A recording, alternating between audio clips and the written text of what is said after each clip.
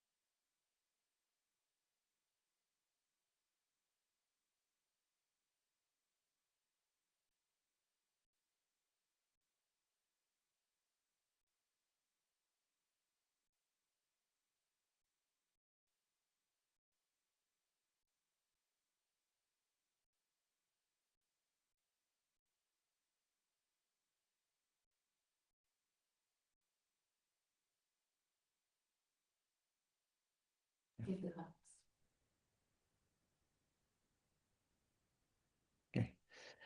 Hello, everyone, and thank you for joining us for today's press conference. As you have noticed during the past days, we have been following up with all the informations, updates, declarations, statements, threats, and intents to block our mission. As also you have seen 2 days ago, we have suffered a drone attack that continued during several hours in the night. Gladly, everyone is safe. The team is in high spirit, and our mission continues. We wanted to give an insight with the testimonies and participation of members of our steering committee, of legal expert to the current context we are facing, of declarations and statements from several countries in support of the flotilla and the continuous threats and intents by the Israeli government to not allow the progress of the flotilla and basically continuing their genocide and military operations in Gaza Strip and in the West Bank. For today, we will start with Manda Mandela in the presentation, and we will continue after with members of our steering committee. I'm not sure that he's connected directly, might be using the phone of one of our colleagues. So if so, I invite Yasmin to pass him the phone. Yes, safe. We are here together connected from my phone, and we both will speak through my phone. Thank you. Thank you. You can start, please. Thank you and greetings to everyone. At the outset, allow me to thank my fellow Global Sumud Flotilla delegates and the millions of supporters around the world who have made this brave initiative possible.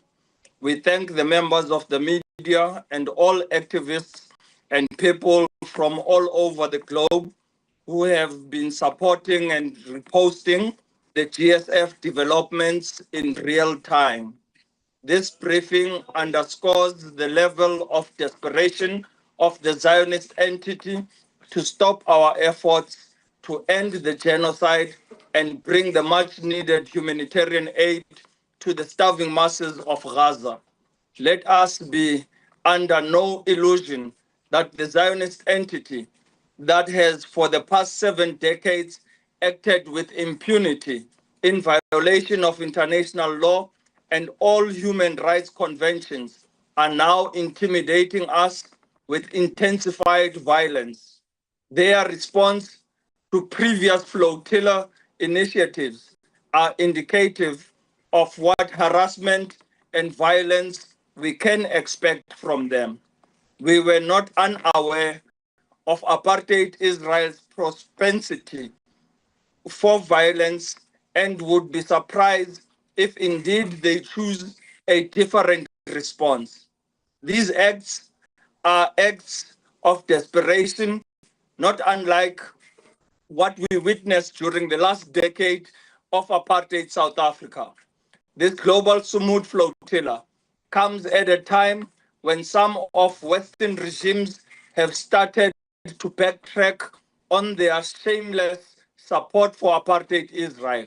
Yet, none of them are doing anything to stop the genocide, forced mass starvation, and forced displacement of millions of people in Gaza.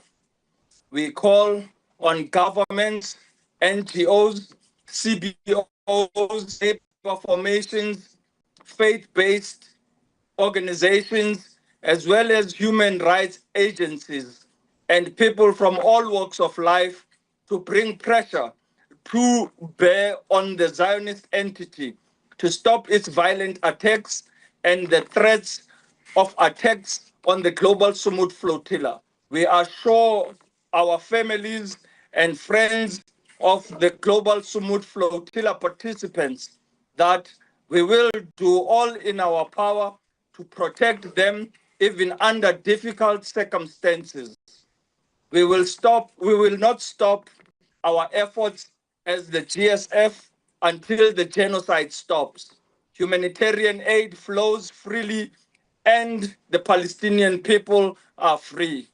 Thank you. Thank you. Thank you for your words, and thank you for being on our ships and for the important role that you have been playing within the movement from the beginning. We appreciate all true voices that are standing in justice with Palestine and doing everything we can to stop genocide and break the siege. If you can, please allow Yasmin to join us. Thank you, Yasmin. Please go ahead. Thank you to everyone who's here today, and most of all, thank you to the people in Gaza who are supporting us, and to all my comrades on each of these vessels. I want to speak about the troubling and well-documented pattern, the use of fabricated pretexts by Israel to justify violent assaults on civilian-led humanitarian missions, and the role that uncritical media coverage plays in enabling this violence. Let's recall 2010 Mavi Marmara attack, a peaceful flotilla attempting to deliver humanitarian aid to Gaza. Israeli forces stormed the ship in international waters, killing 10 civilians. In the immediate aftermath, Israel pushed out false claims that weapons were on board, that activists were terrorists, and that the flotilla was a threat to Israeli security. These claims were disproven. Independent investigations, including from the UN, found no weapons, no intent to harm, and no legal justification for the lethal force used. Yet by the time the truth emerged, the damage was done, and Israel had already shifted the narrative. This is not an isolated case.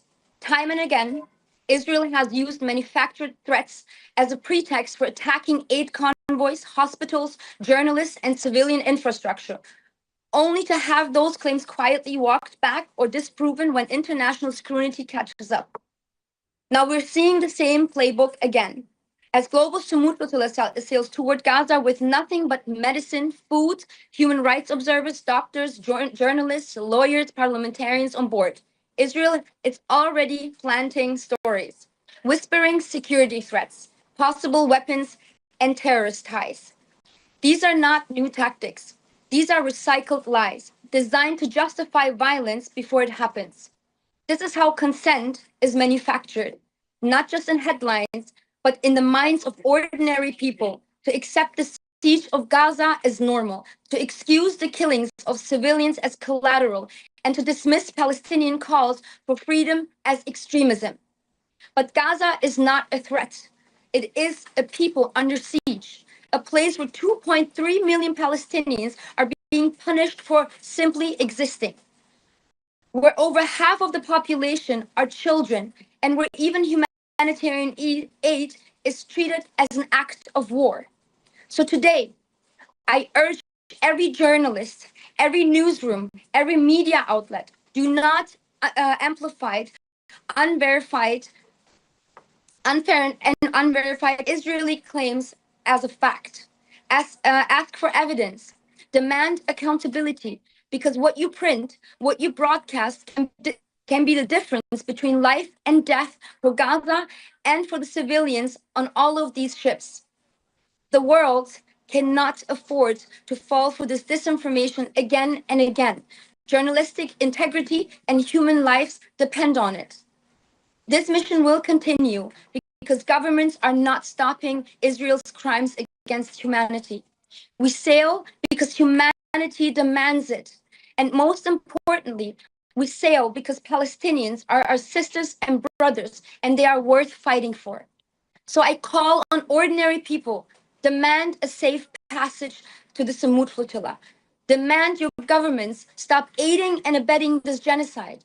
And as a German citizen, I demand Germany, the second largest weapons supplier to this genocide, to cut all ties with Israel. Thank you.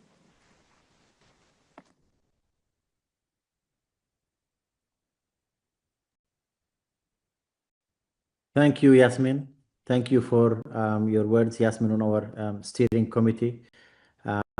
It's always a pleasure to hear your thoughts and inspiring all of us in our fight for justice for Palestine. I invite another member of our steering committee to join us, Cleo, from Greece. Hello, everyone. Hello, So Cleo, as please go ahead.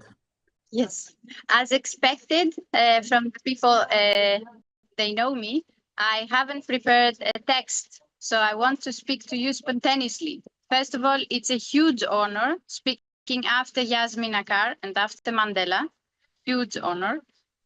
Second, I want to share with you our joy, our simple human joy when we joined the fleets from Sicily, from Tunisia, from Barcelona, when we arrived here. I am in a boat, literally, and it's of course a bit noisy, and I apologize for that. But after expressing my joy, I want to urge you as well not to believe a single word from the propaganda that you witnessed yesterday and the day before from the Ministry of Foreign Affairs of Israel. We are definitely peaceful citizens, academics, doctors, simple workers, mothers, even American veterans. We are people who demand justice, justice for the Palestinian people who have been so resilient and they have been dealing with the genocide for almost 2 years, and for with deaths of children, like one kid is dying every hour. Unbelievable statistics that do not matter for some reason. But today, in this international context, when the European Parliament finally took a stance and expressed their solidarity with the Palestinian cause, nowadays that many countries finally recognize Palestine as a sovereign state, we have the chance to break the siege of Gaza, and not only Gaza, to make like a historical rapture, to be part of a historical moment. And we will not leave this opportunity like passing by.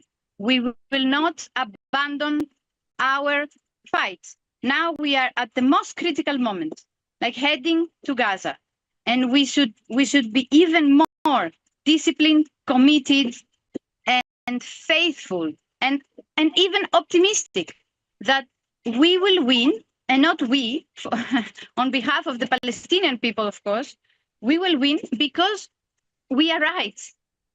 That's all. That's my single message I want to transfer to everyone. And thank you very much for being here and listening to us and supporting us from far away. Thank you, Clary, and definitely I understand how you have been waiting with the Greek fleet for weeks and days to be with everyone. So it's a true honor to have our Greeks joining us today. Now our fleet is complete with 4 departures that we have planned in advance, and it's just one step to show the determination of the people of the world to continue this fight for justice and for end to the genocide and to block the siege on Gaza. So we are very happy to have you on this with all our Greek colleagues. Thank you, Cleo. We will have the next speaker, Varsha Gantikota, who is the Executive Secretary of the Hague Group.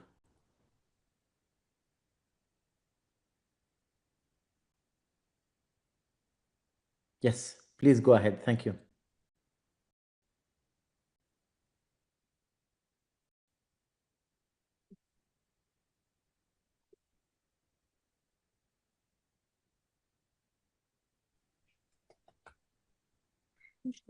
Thanks, everyone. It's a great honor to be speaking to each and every one of you, fearless comrades sailing to Gaza on the global Sumud Flotilla, which has given a hope, real hope to all of us in this dispiriting moment of marking 2 years of the Gaza genocide.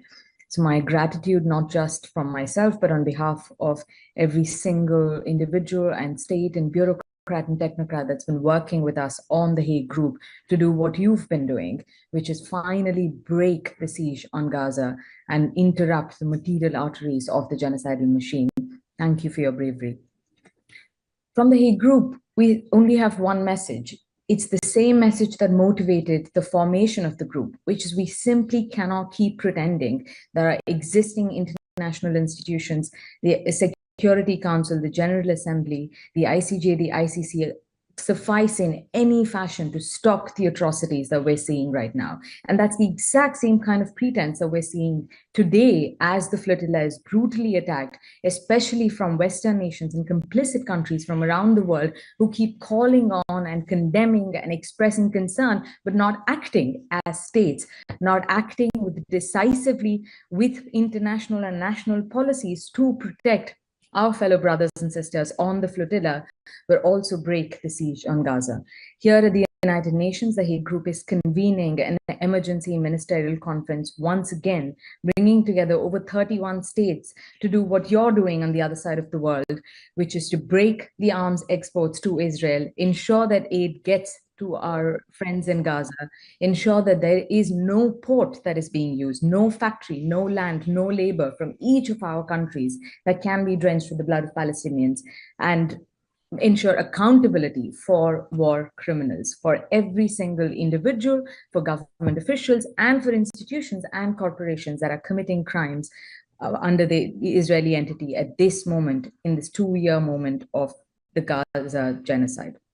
I'd also like to say all of my solidarity with the members on the flotilla. We have seen statements from South Africa, from Namibia, from Colombia, from Malaysia, each of the founding members of the Hague Group who stand ready to support you and who stand ready to protect every single individual on all the boats on the flotilla should there be any attack whatsoever. We hope that our numbers grow, both on the flotilla as well as on the Hague Group, where states and citizens, governments of conscience and people of conscience coming together to finally break the siege on Gaza. Thank you very much. Thank you, Varsha.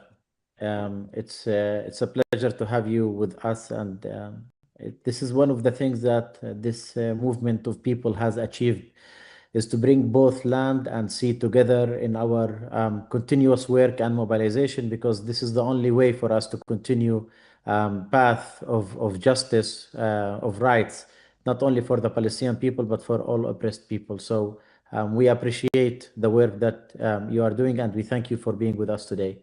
We move for our last speaker, the Palestinian lawyer from US, Lamis Addik. Please go, Lamis. Great to see you again. It's amazing. Yeah. You are ready. Please go ahead, Lamis.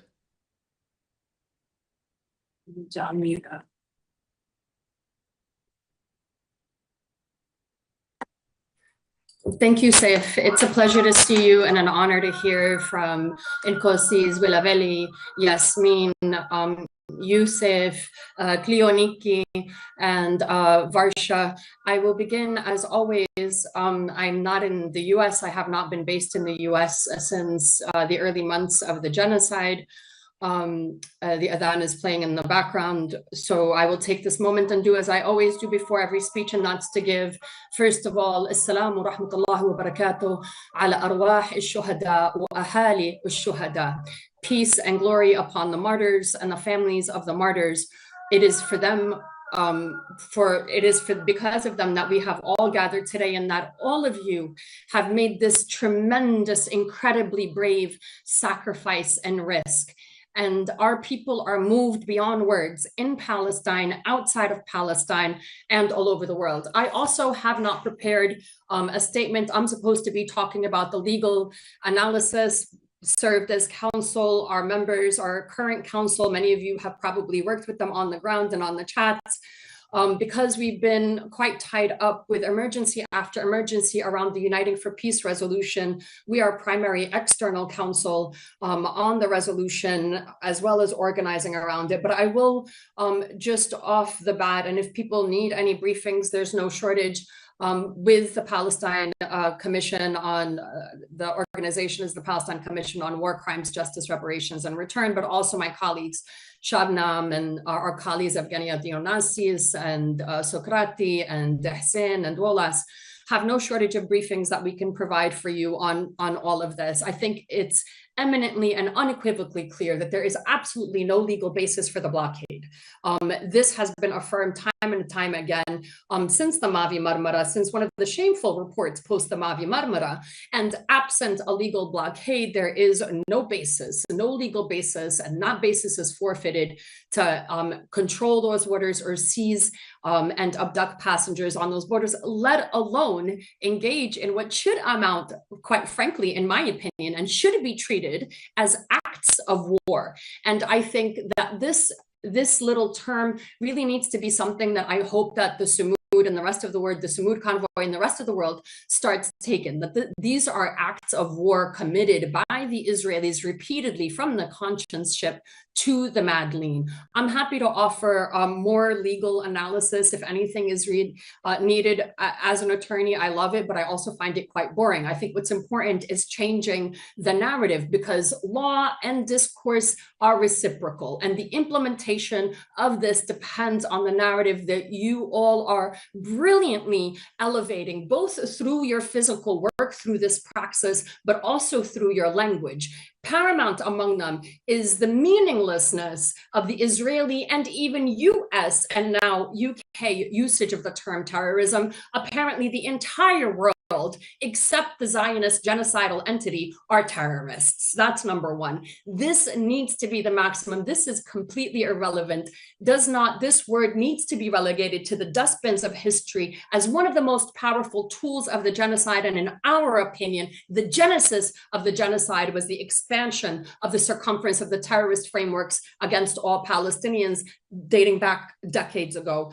The San Remo Manual, the UN laws on the seas, the Genocide Convention, everything is in your favor. The ICJ is in your favor to continue. You have seen now naval forces also being in your favor. The UN repeatedly. We just had to secure an emergency letter from 140 Palestinian civil society organizations under the umbrella of PINGO, the Palestinian NGO network. And they insisted in this letter to President Petro to include again the Sumud convoy. These are organizations in Gaza whose relatives and themselves are under brutal starvation and slaughter. And they have sent this message clearly and loudly, and it will be echoed again at the UN, I'm sure, repeatedly today. I will try to stay as long as I can. I am in between a few emergencies to address any legal issues. I think the last takeaway I want to say is, yes, in fact, the Zionist genocide entity has declared that the entire world, all people of conscience are terrorists, and all people of conscience are Palestinians, because all Palestinians are terrorists. And what Gaza has given us, given all the world, is the ability to peel off the onion skin between truth and the rest of the world, to bring the world into the truth of what this empire looks like, run by the Israelis in the Middle East and Western powers all over the world. I want to take a moment and discuss the Uniting for Peace resolution. Even as we're speaking to you, and even upon the announcement of the Honorable President Petro of their intention to bring the United for Peace resolution, there are still machinations, an incredible amount of pressure to continue delaying. And I think one of the most shocking things is the insistence of the West and the Zionist entity to continue dedicating so many resources from stalking and harassing you at every turn, whether from FFC or the Mavi Marmara to this day, and to each of you individually, their obsession with murder and harassment and surveillance and abuse and violence. And of course, their insistence on dominating the region and the world for the worst purposes. And therefore, it is you who are leading the world truly, and this is not an exaggeration, into an era of light, into an era of humanity, an era of peace and justice and stability for all of humanity. So as we salute our people and our freedom fighters in Palestine, we salute all of you and we thank you. Wassalamu alaikum wa rahmatullahi wa barakatuh.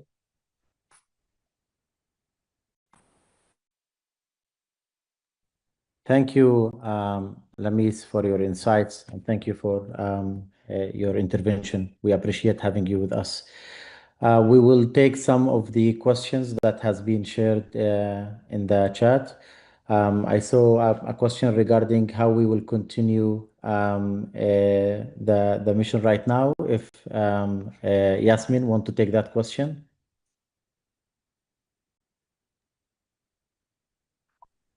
I hope you can hear me. Yes.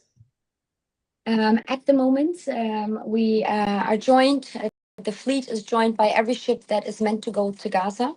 We are up to 50 vessels carrying humanitarian aid and hundreds of human rights observers, lawyers, parliamentarians, actresses, actors, and lawyers. We will not have a technical stop from here on. We will continue directly to Gaza to deliver the humanitarian aid, to open up the humanitarian sea corridor. We are aware of the threats, and we are aware that several actors would want us to stop, even so far that people are being asked to leave this mission because of the dangers. However, these threats backfired because it unified the people even more. And again, we will take these vessels and head straight to Gaza. Thank you. Thank you, Yasmin. We have a second question about credible intelligence that makes us think Israel is likely to attack the ships within the next 48 hours, from Laura. Would you also like to take that, Yasmin? Can you repeat the question, please? Yes, it talks about the credible intelligence that made us think Israel is likely to attack the ships within the next 48 hours. We are aware of these threats. When we were sailing with the Madeleine, we had similar threats. And I would urge everyone to amplify this, because these threats are not necessarily towards us. It's to the whole international community who dares to challenge Israel. And it is a threat to the Palestinians who are systematically being erased right now. Everyone is aware of the urgency of this mission. These threats will not deter us. These threats will not stop us. The bombing started very early on in Tunis when both motherships, Alma and Familia, was attacked. And then 2 nights ago, when we had fire literally raining from the skies for several hours, and attacks on the flotilla. Again, Israel knows we are not going to stop. They tried to stop us several times over the last 2 years, and they know that they couldn't, because people are determined. And this Sumud Flotilla and other flotillas are just a small fraction of a global uprising. There are millions of people, and there's even a second wave being planned at the moment. They know that we will continue, and these threats will continue, and we are fully aware of this. But again, I would like to repeat, we will not stop. Humanity demands us to deliver this humanitarian aid, because this is a message to the world and all the governments that have not acted, even now are not acting, that we will not be silenced, we will not be complicit in these crimes against humanity, and we will open up the humanitarian sea corridor. Thank you. Thank you, Yasmin. I'll take advantage that Mandla Mandela is still with us to ask the next question is, so what can be done other than speaking publicly on behalf of Palestinians and putting public pressure on MPs? So what else people can do and press can do in this regard? Well, this is a call to action. We are calling on the entire global community to look at systems where they can be able to act and stop the genocide. We have often in South Africa said, as much as we applaud the South African government as led by His Excellency President Cyril Ramaphosa for having taken the Israeli apartheid regime to the International Court of Justice, as well as the ICC, to the ICC. We need to do more. We have become the largest seller of coal to apartheid Israel. Therefore, South Africa is fueling the genocide in Israel today. And we therefore want to call on all citizens in South Africa and in the global community to do all they can to cut the lifelong systems that enable the apartheid state of Israel to continue with its genocide. We know that even the fuel that they utilize comes from Azerbaijan through Turkish pipelines. And therefore, we call on the Turkish government as well as the citizens to ensure that that is stopped. And comrades all over the globe need to look at simple acts that they can do to ensure that we stop this genocide now. It's not about just policies and protests and marches, but we need to find actions that truly end this genocide. Thank you. Thank you, Mandla. One of the questions, or actually repeated in different talks, about the offer we have received to port the humanitarian aid that we have with us, and another one in the same line mentions that it's a port next to Gaza and asking why we don't negotiate. So I'll step in for this question. Being a Palestinian myself, the question is not regarding the lack of humanitarian aid around Gaza itself. It's the prevention of humanitarian aid to arrive to Gaza. And the mission to break the siege and open a humanitarian corridor is to guarantee the direct access of the Palestinian people with humanitarian organizations for those aid. The port that was offered is Cyprus, and it's nowhere close to Gaza. It's not part of any ports in Gaza Strip.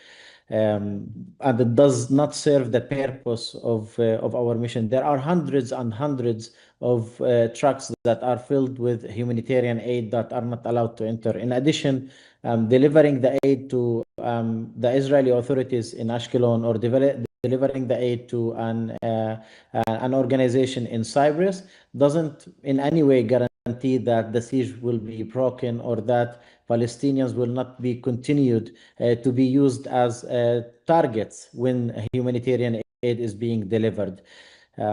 It seems that the way we want to explain the situation from a government perspective and from international perspective as of what we bring in aid in a natural disaster because of lack of aid, which is not the actual reality. What we bring with us is a human rights campaign of people, civilians from all over the world that are carrying aid because aid is not allowed to go inside. Not because there is an earthquake or a volcano that is not allowing people to reach to isolated population and provide them with aid, because this is a man-made disaster of a government that is committing genocide and that is isolating and displacing Palestinians and not allowing aid to use there. And whenever aid arrives, they use it against the same population. So there is no use for an aid to be given into a different port. It's what we are asking for is Israel to respect international law and to respect the resolutions and to stop their genocide over the Palestinian people, for that aid to arrive and for a humanitarian corridor to be open. Thank you. One other questions that we have is regarding the specific information that we have received. So my colleague Yasmin clarified how this information is circulating, and also how we should deal with this information within the mission, and also from a responsible media. The question in terms of concrete, tangible information that was received, we can confirm that a letter was received from the Foreign Ministry of Luxembourg explaining the same narrative. It's important to highlight, because now we are looking into the sources of those information. Israel has been saying for weeks and days that they will do everything in their hand to stop this mission. And they have been threatening everyone on the mission that they will be put in long-term jail, and they will be treated according to the anti-terrorist laws, and they will not allow this mission to arrive close to Gaza, and there's no one who controls the territorial water of Gaza, ignoring the fact that in all previous missions, their interception and their violation of human rights happens in international water. The drone attack that happened on our ships in the past few days happened in international water.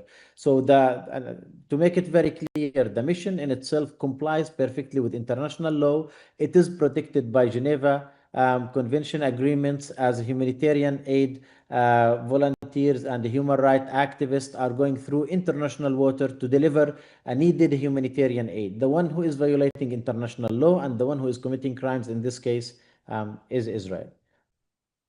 One of the last questions that we have here is speaking about the Italian Navy and the assist to Global Sumud Flotilla. If we can share some updates from our side. I know, Cleo, you just arrived to us, but would you like to share your perspective of both Italian and Spanish government sending those vessels to be observing and sailing next to our Sumud Flotilla? Sure. We welcome them, first of all. We are not, how to say, reckless or naive to believe that suddenly governments that have cooperated in the past with Israel, suddenly they want to fully support the Palestinian cause. However, it's very positive that they react this way after, of course, our efforts, the efforts, I mean, of the civilians, the efforts of the labor unions in Italy. It was tremendous, their effort to bring attention on this matter and help to protect us, all the fleets going to Gaza. So this is actually a victory of them. The fact that the governments finally are willing to protect us along the way, sending Navy boats. And of course, there is a difference. Spanish government has shown its solidarity all the way back. But we welcome, yes, we welcome these initiatives, no matter where they come from. And I would personally ask also the Greek government, and we do this also through our MPs, our parliamentarians, to support us. The Coast Guard, for example, at least as long as we are in the SAR, in the zone controlled by the Greek Coast Guard. Thank you very much. Thank you, Chloe. Next question to Lamis. Yes. About the legal situation. What is the legal status of the waters of Gaza? which Israel considers its territorial waters in the absence of a Palestinian state. Why is protection not guaranteed in that area? Is it because it is a theater of war, or because Israel considers it as its territorial waters? For Lamis.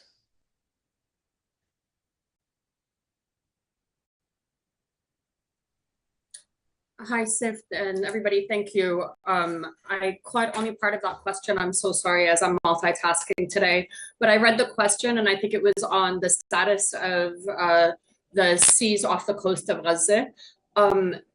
Look, de facto Israeli has control. The ICJ did not recognize this control, but articulated it, which means that they have a responsibility to protect civilian life as the de facto controllers. But according to the ICJ and according to international law, that control of Gaza and its waters is unequivocally illegal. These are illegally occupied lands and illegally occupied waters. They have no rights. And even if they were to insist that these are Israeli waters, which they are not according to the ICJ, not just according to the ICJ, mind you, according to the UN General Assembly Resolution ES-10/24 of September 2024, the majority of the UN General Assembly adopted the ICJ advisory opinion, meaning the majority of the states in the world have acknowledged that Israeli control over Palestinian waters outside the coast of Gaza is illegal. I don't even know if it's relevant to talk about absent that.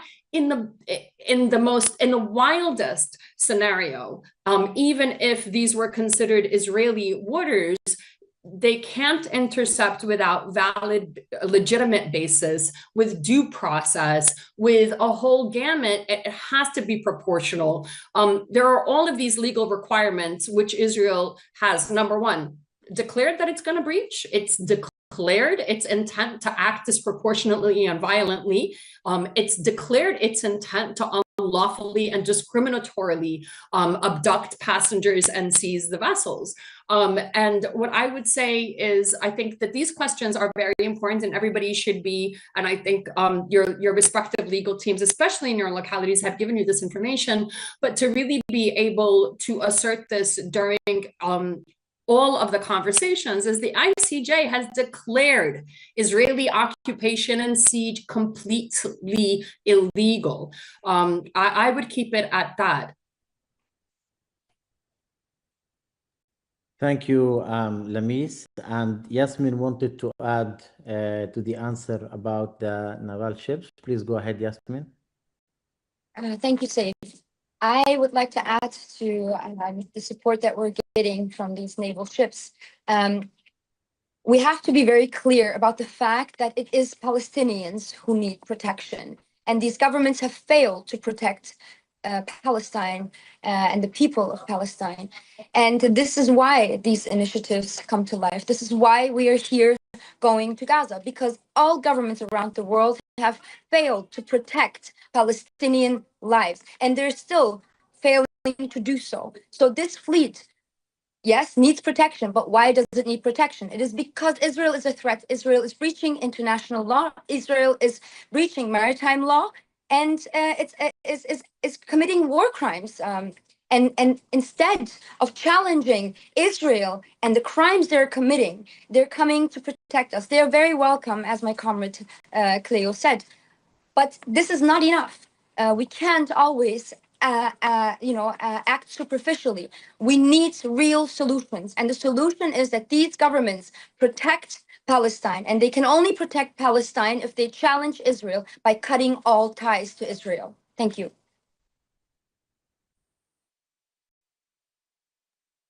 Thank you, Yasmin. And thank you, everyone who has been joining us. We will continue sharing updates of the mission on our social media, and when needed, we'll also call for any press releases through our channels. We appreciate the work that everyone is doing. We are joining both efforts from sea and land. and our mission will continue. And as Yasmin mentioned, not only through this current mission on sea, but all the mobilization until we end the genocide and break the siege on Gaza. Thank you, everyone, and have a great afternoon.